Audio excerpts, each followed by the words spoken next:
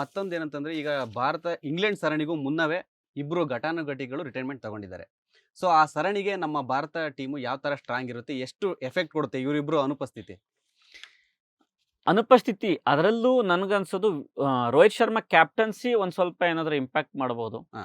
ಅದ್ರ ಹೊರತಾಗಿ recent days ಅಲ್ಲಿ ರೋಹಿತ್ ಶರ್ಮಾ ಕ್ಯಾಪ್ಟನ್ಸಿ ಅಷ್ಟಕ್ಕಷ್ಟೇ. ಹಾ. ಯಾಕೆಂತಂದ್ರೆ ನ್ಯೂಜಿಲೆಂಡ್ ಟೀಮು ನಮ್ಮ ಇಂಡಿಯಾಗ್ ಬಂದು ಇಲ್ಲೇ ರೋಹಿತ್ ಶರ್ಮಾ ಕ್ಯಾಪ್ಟನ್ಸಿಯಲ್ಲೇ ನಮ್ಮನ್ನ ಸೋಲ್ಸಿ ಕ್ಲೀನ್ ಸ್ವೀಪ್ ಮಾಡ್ಕೊಂಡು ಹೋಗುತ್ತೆ. ಬಾಂಗ್ಲಾದೇಶ್ ಸೀರೀಸ್ ಅಲ್ಲಿ ಮಾತ್ರ ಚೆನ್ನಾಗಿ ಕ್ಯಾಪ್ಟನ್ಸಿ ಮಾಡಿದ್ರು. ಇವನ್ ಆಸ್ಟ್ರೇಲಿಯಾದಲ್ಲಿ ಅವ್ರ ಕ್ಯಾಪ್ಟನ್ಸಿ ವರ್ಸ್ಟ್ ಆಗಿತ್ತು ಅಂತ ಹೇಳ್ಬೋದು, ಅವ್ರ ಡಿಸಿಷನ್ಗಳೆಲ್ಲ.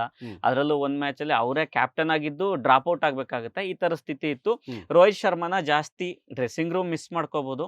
ಕ್ಯಾಪ್ಟನ್ ಆಗಿ ಅವರ ಕೆಲವು ನಿರ್ಧಾರಗಳು ಅಷ್ಟಾಗಿ ಸರಿ ಇರಲಿಲ್ಲ ಅಂತ ಅನ್ಸುತ್ತೆ, ಪರ್ಫಾರ್ಮೆನ್ಸ್ ಇರಲಿಲ್ಲ ಅನ್ಸುತ್ತೆ. ಅದರಿಂದ ಅದೇನ್ ಇಂಪ್ಯಾಕ್ಟ್ ಆಗುತ್ತೋ ಗೊತ್ತಿಲ್ಲ. ಬಟ್ ಕೊಹ್ಲಿಯ ಅವರ ಪ್ರೆಸೆನ್ಸ್ ಇಂಪಾರ್ಟೆಂಟ್ ಆಗುತ್ತೆ, ಮಿಸ್ ಆಗುತ್ತೆ.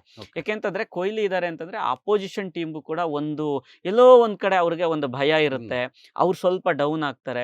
ಕೊಹ್ಲಿ ಇದ್ದಾಗ ಅವ್ರ ಟೀಮಲ್ಲಿ ಅಗ್ರೆಷನ್ ತೋರಿಸೋದಕ್ಕೆ ಅವ್ರು ಸ್ವಲ್ಪ ಭಯ ಪಡ್ತಾರೆ, ಮತ್ತೆ ಆ ಡಾಮಿನೇಟ್ ಮಾಡೋದಿರುತ್ತೆ. ಮತ್ತೆ ಯಂಗ್ಸ್ಟರ್ಸ್ಗೆ ಕೊಹ್ಲಿ ಕೊಡುವಂತ ಸಪೋರ್ಟ್, ಕೊಹ್ಲಿ ಯಾವತ್ತೂ ಕೆಲವು ಚೆನ್ನಾಗ್ ಆಡೋ ಯಂಗ್ಸ್ಟರ್ಸ್ ಗಳನ್ನ ಬಿಟ್ಕೊಟ್ಟಿಲ್ಲ. ಆ ಸಪೋರ್ಟ್ ಇರುತ್ತೆ, ಬ್ಯಾಕಿಂಗ್ ಇರುತ್ತೆ, ಇದೆಲ್ಲ ಮಿಸ್ ಆಗುತ್ತೆ.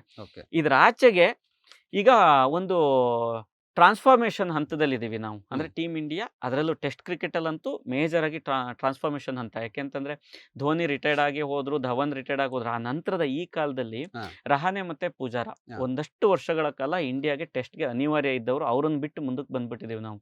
ಅವ್ರನ್ನ ಆಯ್ಕೆಗೆ ಪರಿಗಣಿಸ್ತೀವೋ ಗೊತ್ತಿಲ್ಲ. ಅಶ್ವಿನ್ ಮಿಡ್ ಸೀರೀಸ್ ಅಲ್ಲೇ ಲಾಸ್ಟ್ ಸೀರೀಸ್ ಅಲ್ಲಿ ಹೊರಗೆ ಹೋಗ್ಬಿಡ್ತಾರೆ. ಈಗಾಗಲೇ ಶಮಿ ಗಾಯ ಈ ತರದ ಕಂಡೀಷನ್ ಇದ್ದಾರೆ.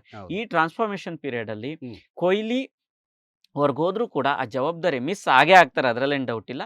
ಶುಭ್ಮನ್ ಗಿಲ್ಲನ್ನ ಕ್ಯಾಪ್ಟನ್ಸಿ ಕೊಡಬಹುದು, ಅಥವಾ number 1 down or 2nd down ಅಲ್ಲಿ ಆಡಿಸಬಹುದು. ಶ್ರೇಯಸ್ ಅಯ್ಯರ್ಗೋ ಕರುಣ್ ನಾಯರ್ಗೋ ಈ ತರದವ್ರಿಗೆ ಚಾನ್ಸ್ ಸಿಗಬಹುದು.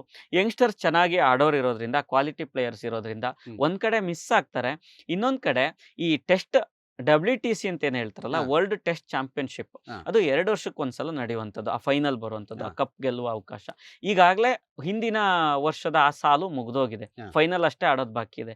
ಆದ್ರಿಂದ ನೆಕ್ಸ್ಟ್ 2 ವರ್ಷನ ಗಮನದಲ್ಲಿ ಇಟ್ಕೊಂಡು ನೋಡಿದ್ರೆ, ಆ 2 ವರ್ಷಕ್ಕೆ ಇಂಡಿಯಾ ಅಷ್ಟರೊಳಗೆ ನಮ್ಮ ಹುಡುಗರು ಸ್ಟ್ರಾಂಗ್ ಆಗಿ ನಿಂತ್ಕೊಂಡು ಒಂದು ಕಮಾಂಡಬಲ್ ಪೊಸಿಷನ್ಗೆ ತಗೊಂಡು ಬರ್ತಾರೆ ಅಂತ ಅನ್ಸುತ್ತೆ. ಲೇಟೆಸ್ಟ್ ಹಾಗೂ ಇಂಟ್ರೆಸ್ಟಿಂಗ್ ಸುದ್ದಿಗಳಿಗಾಗಿ ಬಾಸ್ ಟಿವಿ ಕನ್ನಡ ಚಾನೆಲ್ನ ಸಬ್ಸ್ಕ್ರೈಬ್ ಮಾಡಿ, ಹಾಗೆಯೇ ಬೆಲ್ ಐಕಾನ್ ಪ್ರೆಸ್ ಮಾಡಿ.